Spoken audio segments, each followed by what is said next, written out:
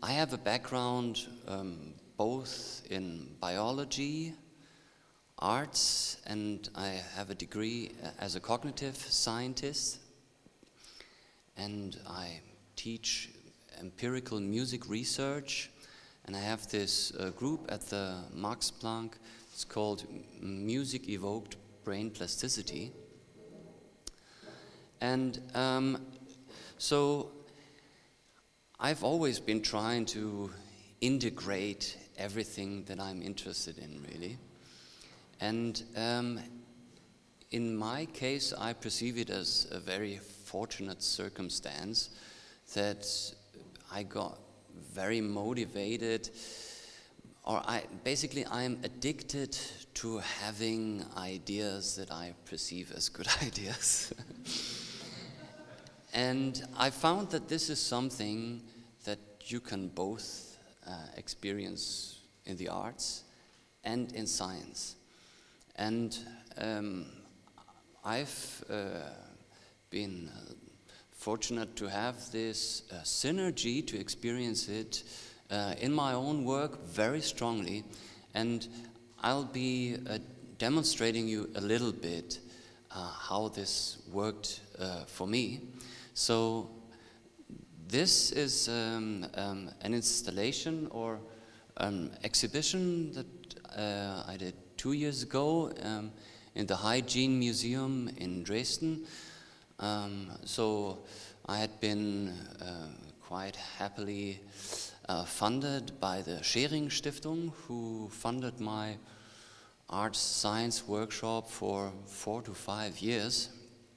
And at the end of this period, there was this quite enormous exhibition that I was to put up in the Hygiene Museum. And so what you see is so 3 installations here. On the left side, there's what we call jimin. It's a mixture between jamming, like Bob Marley, with the Y from Jim. And I'll go more deeply into this.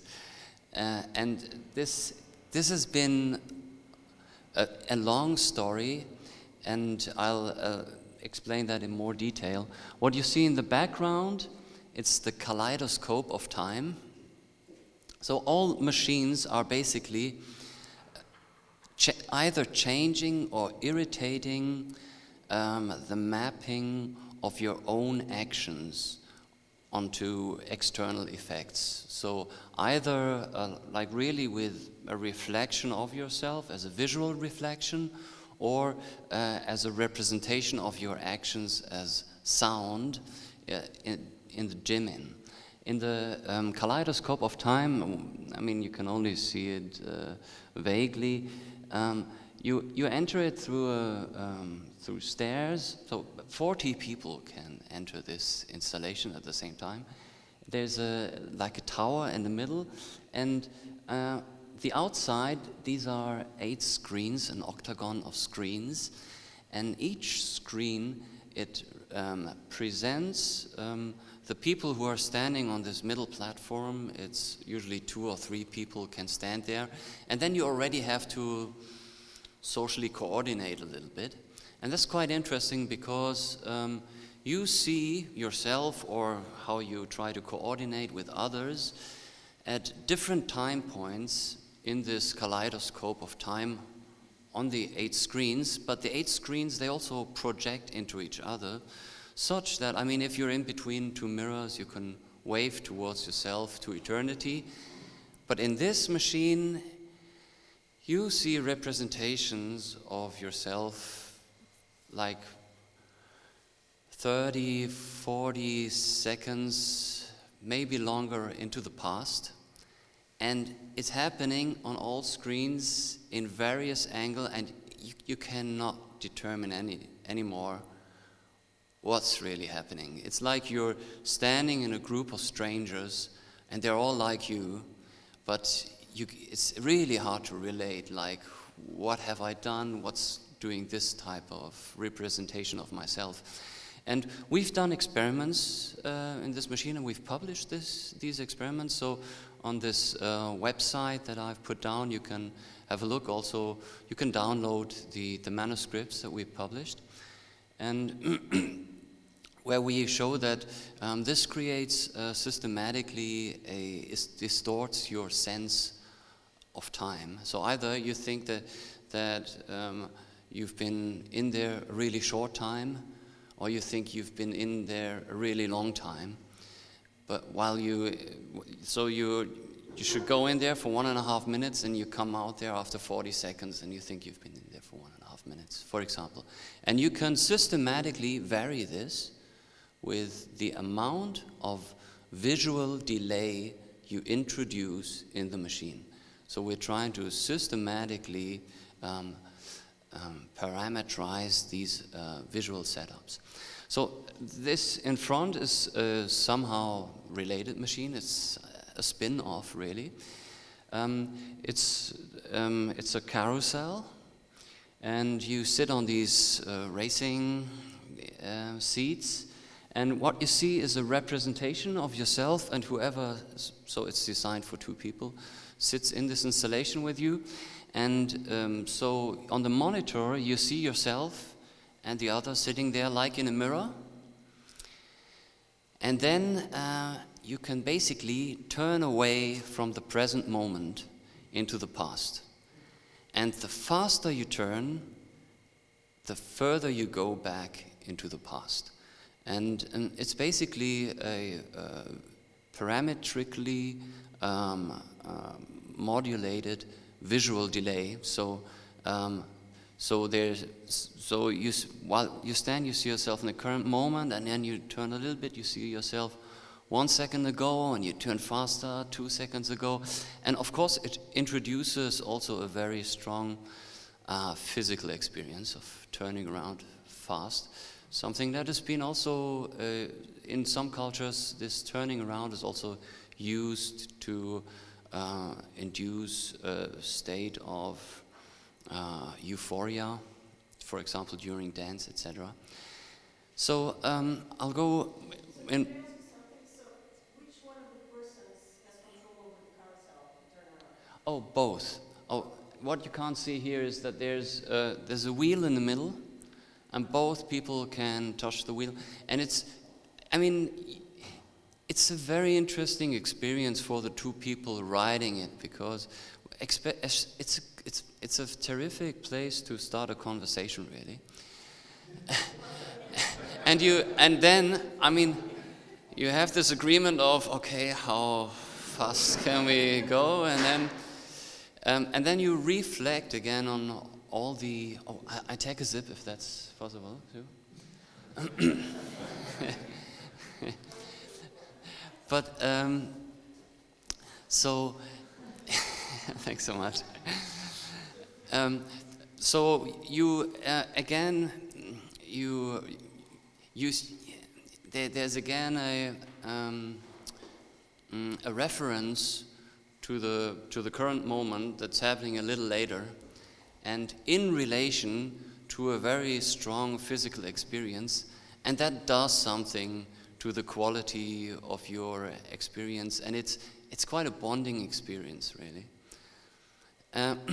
I'll go into there's more of a close-up of the machine, of the kaleidoscope of time, and I want to give you a bit of a more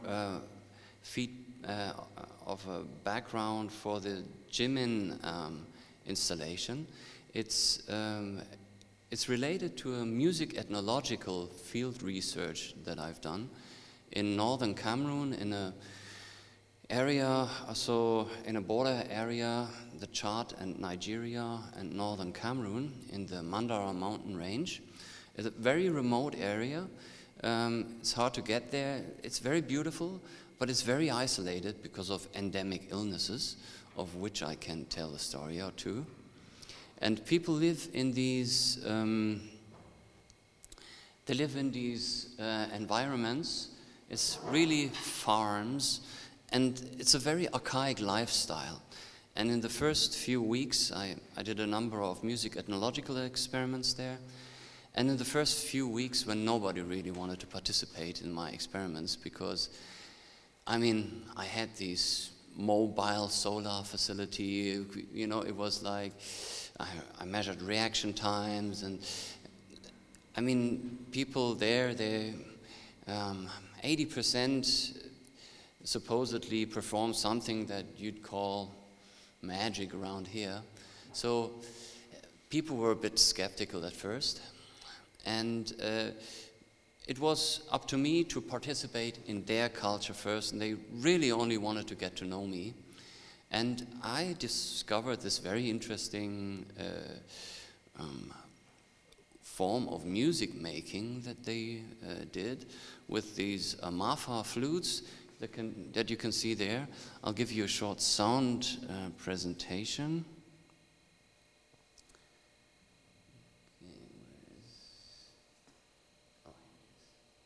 So each flute is played by explosively exhaling air into this tube, and it's very loud, and it's very extreme to play. It's physically very engaging. So, yeah, the largest one is like this, and the smallest one is like that, and the largest one, for example, you'd play approximately like this.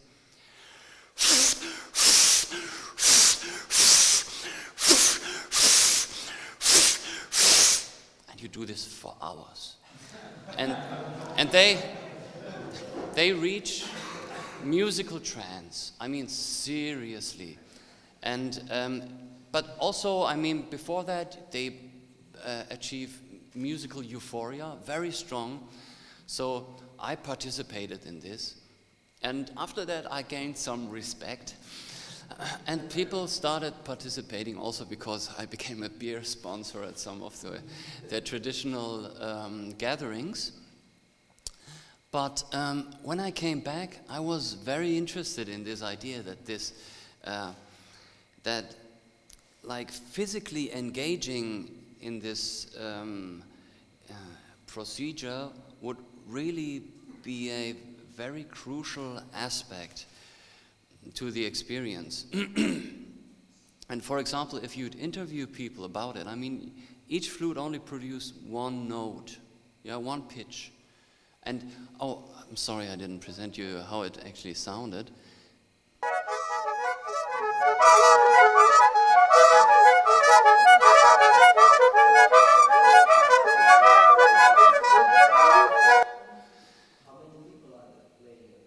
So it's 2 sets of 7 flutes, and it's a pentatonic scale.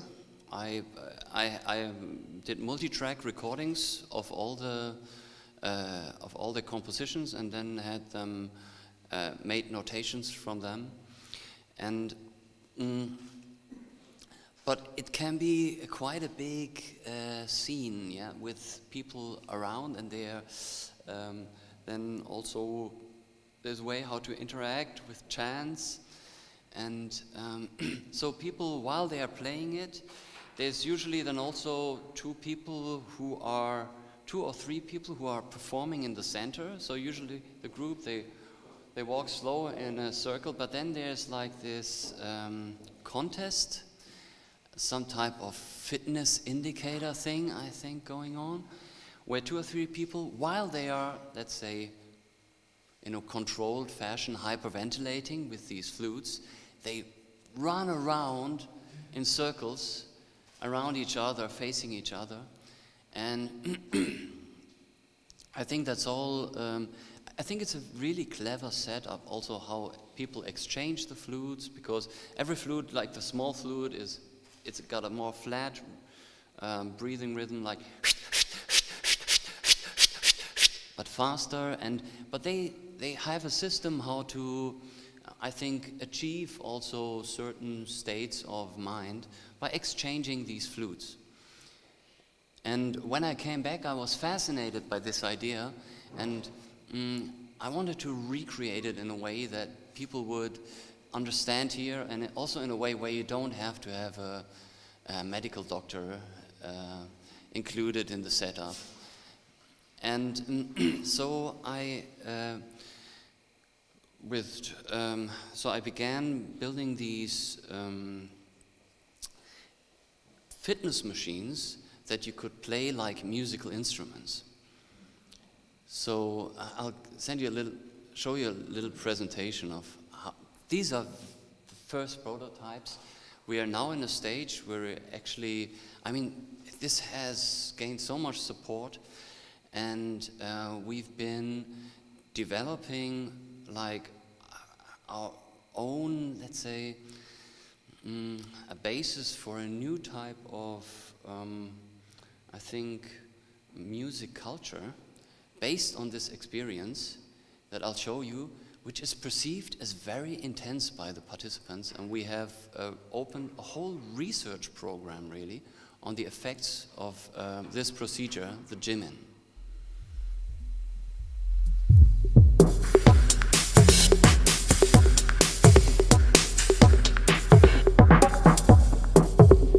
So these are the very first prototypes where we just use the normal slider, but manipulated the machines in a way that it would mechanically fit the slider.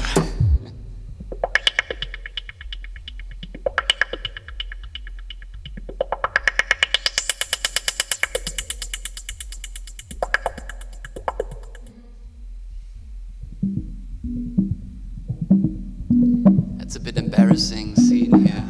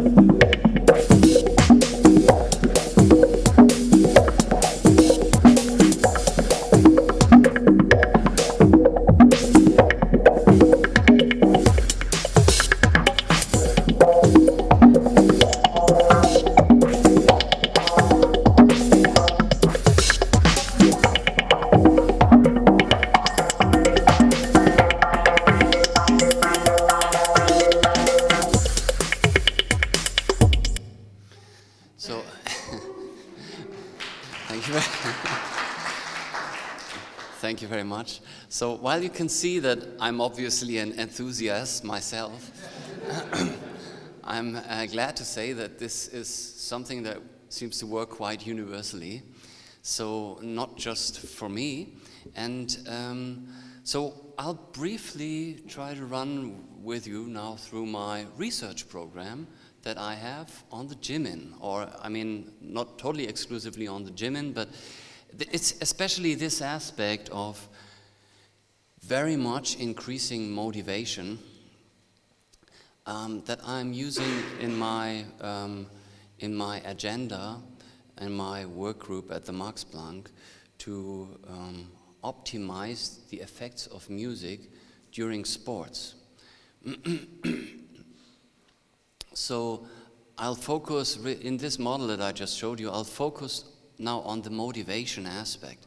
And we'll go through the different aspects to it. Oh yeah, so far I call it the Union Jack model of motivation, but that's only until someone else comes up with another influence on motivation, because then of course it's, there's more angles to it than the flag allows. But so one of the experiments we've performed is that people perform a sports exercise on the machines, for example, for 6 or for 10 minutes. In this experiment, it was for 6 minutes. And there's a number of things they indicate afterwards. For example, how much effort they think this was. So in physical terms, how much exertion they perceived. And in the control condition, they work out on the same machines, and they listen to the same type of music, but they don't have the musical agency. That's the only difference, really, between the two conditions. And we controlled for the amount of also power that people use to pull the weights. And what you see here is that when people do jimin, they perceive it as approximately half as exhausting than if they do not have this musical agency, although they do more, really. And I did this experiment, very simple experiment, where people did a very simplistic thing. You know, I was interested in what's the role of, let's say, creativity during this process.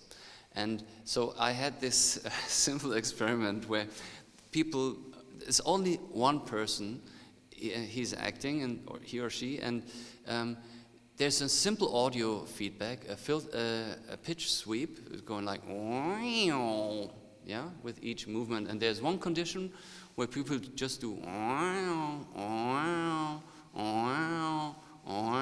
then after a certain, and the experimenter counts, oh, how often do they do it? And after 5 times, they say, okay, stop. And then each time they would fill in how exhausting they thought this was.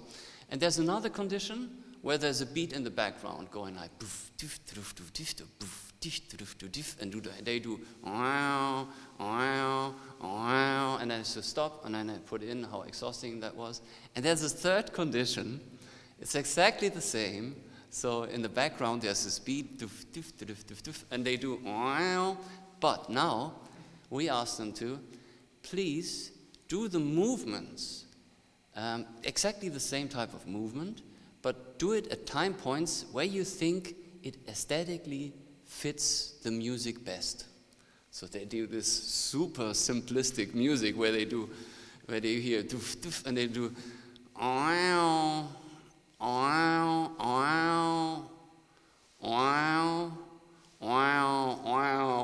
stop. Yeah. And this already has an influence on how exhausting you perceive this to be. You perceive it as less exhausting. And that's strange because you'd think those people, they have to use more energy, they have to switch on their brains too. But there's this effect of creativity that actually mediates that this is less exhausting. And there's this aspect of mood. So there's ways to, with medical questionnaires, to assess mood changes. And we found that after 10 minutes of performing this, you have an enhanced mood that would last for quite a while. And so we thought, this might be due to endorphins or, you know, hormonally mediated somehow. But if this is the case, then it should make really a big difference if you do the jimin and then the control condition afterwards, or if you first do the control condition and then the jimin, because these hormonally mediated effects, they last for a while. And now look at that.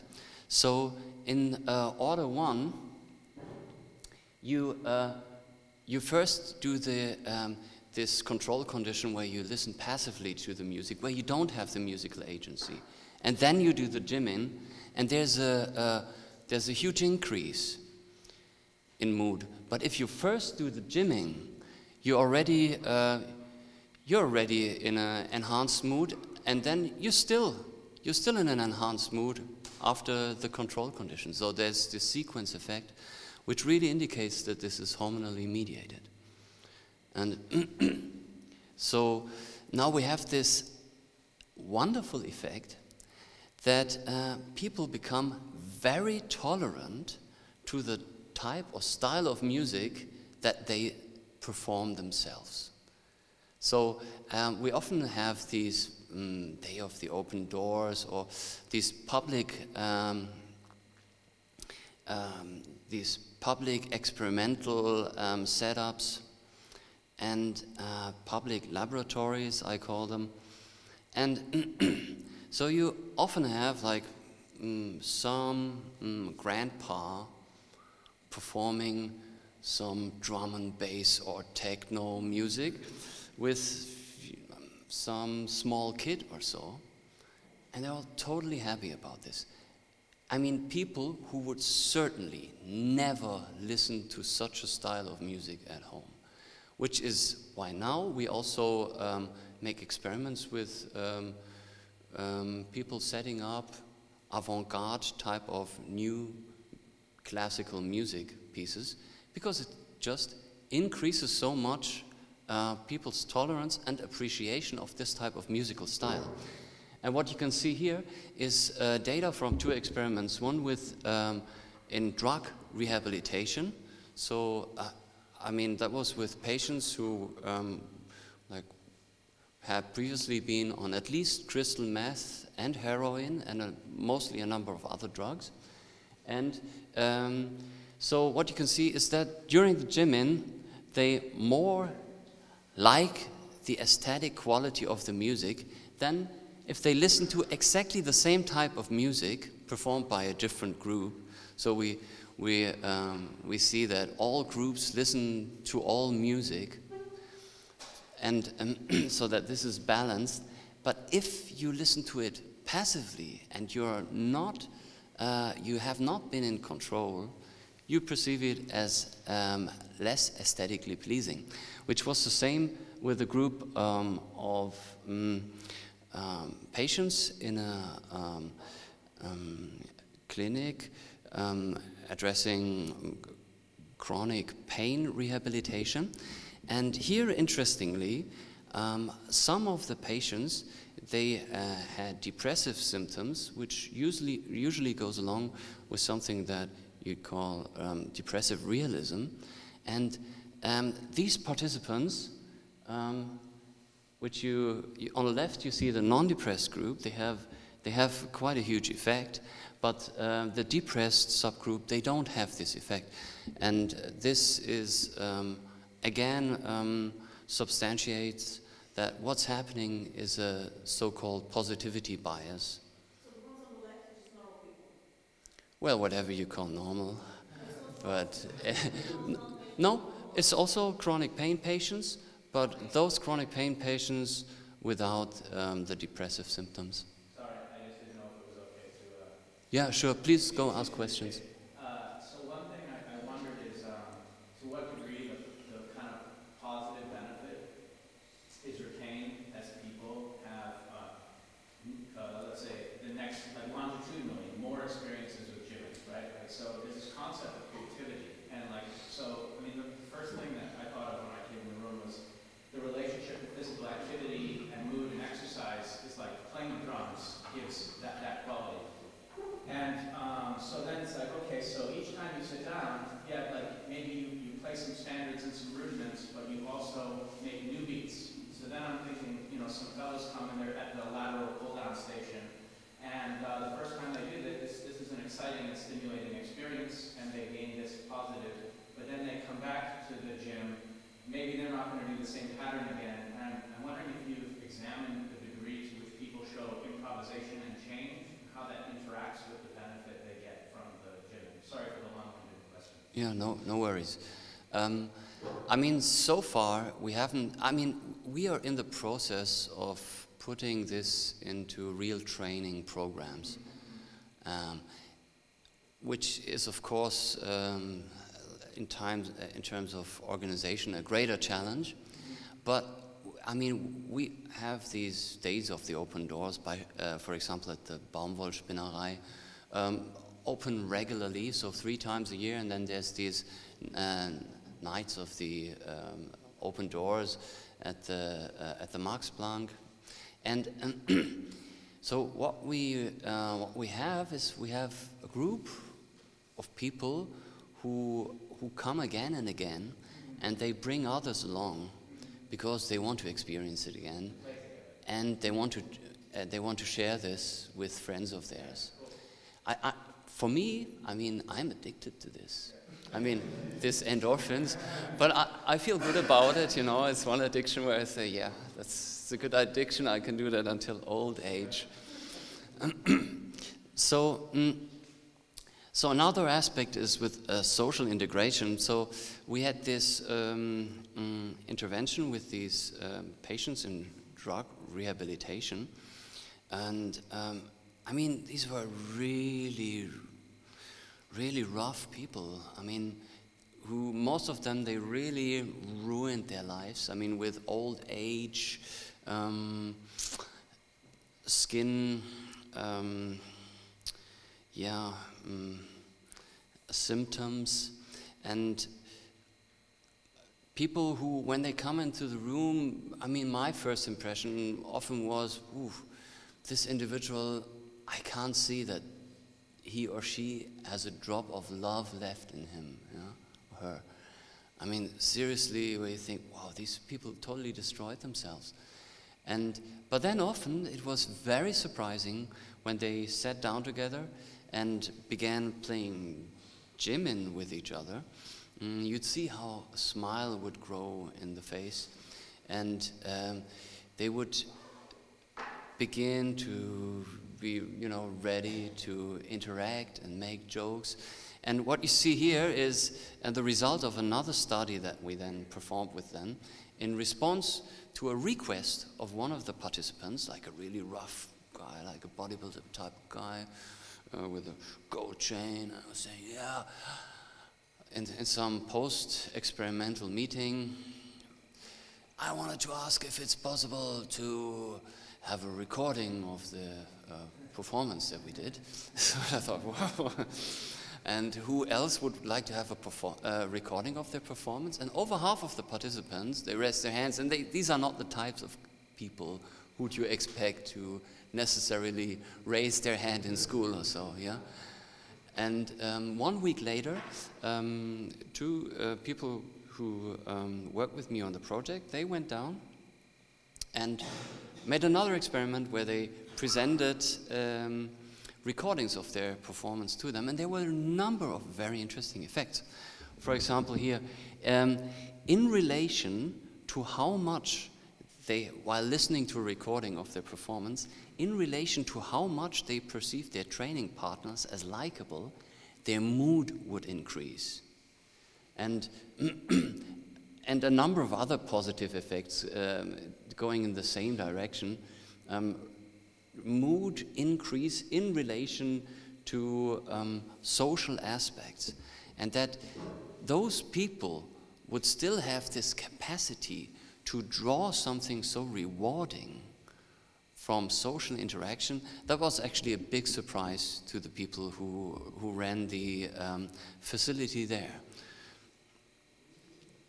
Now, this also had some effects on their perceived, so on aspects of self-efficacy, for example, how much they perceive to be in control, yeah? How much they perceive to have an internal locus of control, which is also in these types of rehabilitation procedures, or probably in all types of rehabilitation procedure, a totally crucial point. And yeah, this is just the like description of this population that we work with. So 2/3 of them, they did this as part of their prison sentence. And during the, right after the actual intervention, they had increased value of self-confidence, which is, yeah, and this parameter, we really, it's a self-created item that we ask. So how self-confident do you feel at the moment? In the other internal locus of control, it's a questionnaire that is standardized. So, and now just with these positive effects that they experience, we were actually quite concerned that this would also have negative effects, because like after experiencing an endorphin kick, we were concerned that they might want to have like a shot of heroin or so, but fortunately that was not the case. So, which you can measure with this craving scale. So the craving actually went down both after the sports intervention and after the Jimin intervention. We then had this experiment with on pain. So the idea was that if this is really endorphins, this should have an effect on the perceived pain. And there are ways to relatively easily measure this, asking people to then, after the intervention, put hand and arm in ice cold water, 1 degree cold. It's called the cold pressure task. And after people perform the Jimin, they are comfortable of leaving their hand and arm for 5 seconds longer in the ice cold water. So, and this is a good test for, indirect test for endorphin. And we did an experiment, that's the final experiment, with people who had chronic pain. And of course, in these chronic pain patients, endorphins would not necessarily have an effect on the perceived pain. But there's other aspects that play a very central role in the development of chronic pain. One of them is anxiety. And what we could show is that anxiety scores after gymming, they go down. And this is very important in this type of illness because it's the anxiety that is fueling a vicious cycle where anticipation of pain, it creates muscle tension, and this leads to greater pain, which again leads to greater anxiety and anticipation of pain. And this then results into an avoidance behavior towards all types of actions that could, in a long term, be really beneficial to the patients, such as, for example, moving or just making sports or any type of physical activity, really. So, and then finally, we performed a study where we did blood measurements. So, and using an automated microscopic technique, measuring the amount of white blood cells, so specifically the monocytes. And what you see here is, so T0 is before the experiment. There's some noise in the data, which is normal. And then T1 is right after the experiment. And T2 is 1 hour after the experiment. And what you see, so we have 3 conditions. So the white one is they are performing music without workout with knobs. So no physical exertion, they're just doing the music. And the level stays constant. The red one is the typical control condition we use in the other experiments, where they do sports, like in a sports studio really, while passively listening to music. And the blue one is the gymming. So and the monocytes, they increase 1 hour after the gymming. So you have to move the bottom between T1 and T2, or T0 to 1 to 2. How much time for it? It's 1 hour after the T2 is 1 hour after the gymming, and T0 is before the intervention. Then it's a 10-minute intervention. Then we measure T1 at T1, which is right after this 10-minute intervention, and T2 is then 1 hour. So you need to have a catheter implanted in your arm? Yes. In this portion of the arm, or in the hand? It was in the arm, yeah. And you're doing like this while having the catheter implanted? Well, there's 3 different machines. So in the other machine, as you saw in the video, really, a stepper and a stomach trainer. But I mean, it could be organized that the blood could be taken without this catheter being disturbing to the participants. No, the reason for asking this is that monocytes typically correlate to inflammation. So if Yeah. you lose a lot of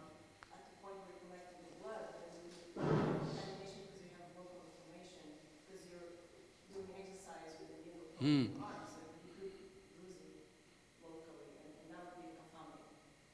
Yeah, but then in the control condition they also did the same type of performance, just without the musical agency. So, That's right. That's right. but interesting point nonetheless. Yeah. How do you choose the length of the workout period? Uh, Why is 10 minutes a good window for that? Yeah. Hmm. I mean, we started out with, let's say, the length of a disco music piece, of so like, yeah, like 5.5 minutes, and it's usually something that people can really also easily perform. And if you do something longer than that, it also works, but people then experience, they will experience some type of exertion, where they, under normal circumstances, you'd think, okay, now, I mean, I've done so much, I usually like to stop now. And, but then, because it's 10 minutes long, you're in a situation where you begin to fire up again. And you'd get this from socially somehow motivating each other by the musical signal. And we thought that, you know, would be quite worthwhile, at least in these initial experiments, until we know a more precise time course of how this works, to have this type of time window included. So, I mean, I'm there the whole, still for quite a while, and if there are more questions, I can be also addressed later or per email or so.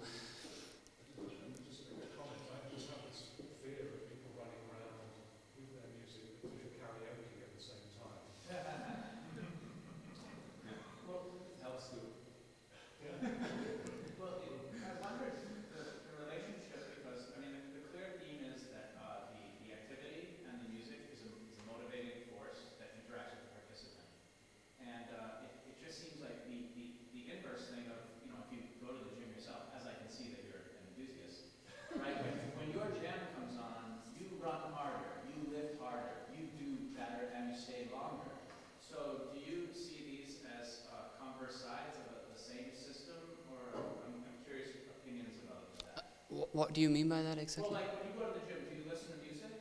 Because so if I go to the gym and there's just some junk radio play on, for me that's like your passive situation where I'm like, this isn't helping me.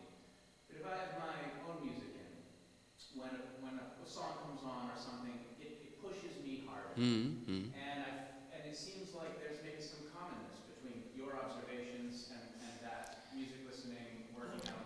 There's already an effect of passive music listening, which is why we include this in the control condition. Because there are already experiments showing that, for example, your muscles are more relaxed when you listen to music during sports training. Although this does not necessarily pertain to movements that experts do, where when you fling something, you know, you don't want to have to coordinate this with the meter of a music or so. But like during jogging, for example, this can help, which is also one of the reasons why music listening has been banned at professional contests. There was a question here before. Yes, so it's a little bit related to John's question. So do you see any effect depending on the type of exercise that people do in the gym? Because this effect, I'm sure you have thought about that it could be completely general. If I would listen to music when I cook, maybe I would find more pleasure in cooking, or any type of exercise. So does it actually, do you think these effects that you see, are they related to the actual working out? So you could, is there a difference if you work your leg muscles, for example, or if you are doing some, you work small upper body muscles? Is there a, you are an addict, do you perceive a difference? You prefer to Well, this is one control condition that we use where people just turn knobs, so they have this musical agency. And you know, I think the strenuousness does play an important role, because I mean, in my idea, you have these so-called dimensional emotion models, and in all of these dimensional emotion models, where you try to describe emotional experience in emotional dimensions. So, for example, usually it includes the valence, that's the pleasantness, unpleasantness of the experience, and it includes the arousal, so which is, you know,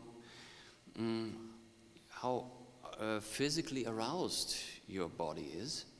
And then usually a number of other dimensions that vary between authors. But what we do with Jimin is basically we put this in a Reagenzglas together. So you have this musical appreciation of some sorts, and you have a very systematic and strong physical arousal. And it's believed that it's really this physical arousal that does a number of interesting associations in your brain. Usually when you have this combination of expression and arousal, it's usually in a situation where you're very immersed in an exciting and in an emotion, really. For example, in a concert, jumping and shouting or so, yeah. And we do it in a very controlled environment, and it totally works. And I also believe that this procedure to invest physical energy has some other interesting psychological effects. I mean, in terms of commitment. So it's basically a commitment you put into the situation, which I think also mediates this positivity bias. There has been some research on that by Robert Cialdini about this, like how commitment influences your perception of stimuli. So we have 2 short questions left, and then we're going to take a break for lunch. And so let's go with Anna and Nicola, and then we can continue the conversation during lunch. So Alexa? I just wonder whether you've made any comparative studies with dance, because it seems to me the kind of effects that you might get from dancing. Yeah, it's actually also my, I mean, you know how this, how I got the idea with a friend of mine to do this in the first place was we wanted to create an interactive dance floor for this exhibition in the Hygiene Museum with the Schering Stiftung. And we were discussing ways how to achieve this best. And he was always arguing, we should do that with like heat cameras and then calculate the visual density of the signals. And I was always arguing, because I was coming back from this experience with the MAFA, that we should really measure how people get involved physically. So, and that's why we decided on, you know, instead of doing the usual type of dance floor, do this dance floor on fitness machines. and also dance this type of mix. There's also this mixture between being very expressive and the procedure being very physically exhausting. So it's the same type of chemistry, and is often used in cultures to also achieve musical euphoria and even musical trance. Okay. Anna, can we speak during lunch maybe? Okay. Nicola's question was answered? Okay, great. But this is exactly what we're looking for, that there's an extensive dialogue that will build, but I'm sure everyone's hungry. So, Thank you very much. Yeah, thank you very much. So.